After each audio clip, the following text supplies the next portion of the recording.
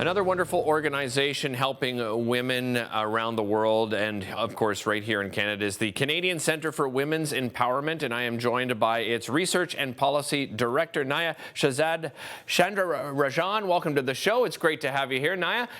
First of all, let's talk about the centre itself and the approach that you take in supporting women here in Canada. Well, thanks so much, Derek. I'm so glad to be here with you today. So the Canadian Centre for Women's Empowerment is the only national organization that's dedicated to empowering economic abuse survivors. And we do that through a number of ways. So we do that through research, policy advocacy, and system change, along with economic empowerment of our victims and survivors. So one of the things that we've done is run a research study, the first of its kind in Canada, that's dedicated to economic abuse in the National Capital Region of Ottawa. And soon we'll be running a national study as well. But things that we do, sorry, go ahead. No, I was just going to say, you mentioned economic abuse. That's something we really wanted to touch on today with you. Can you describe exactly what that is? Yes, for sure. It's a great question. Economic abuse is a form of abuse where the abuser tries to takes control of the victim's finances and economic resources.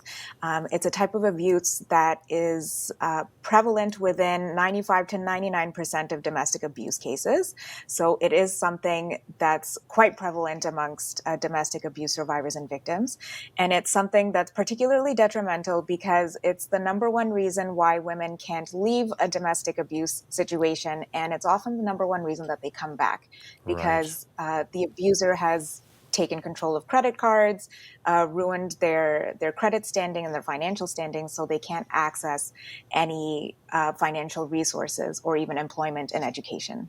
Which then, of course, puts up obstacles and challenges when they approach a financial institution. Maybe talk about, what that looks like right now, and how can financial institutions help in these situations?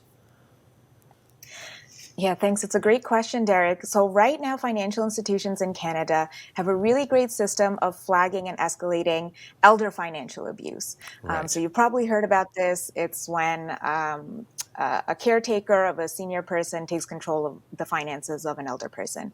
Well, if we already have that system in place for elder financial abuse, then it can be fairly easy to replicate that in a trauma-informed way for domestic abuse situations.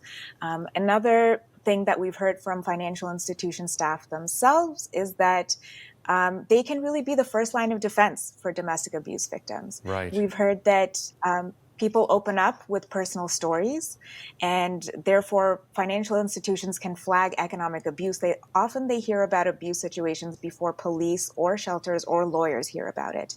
But right now, the system of flagging the red flags and escalating certain client files isn't in place right now. So we call on financial institutions to work with us to be able to have that system in place.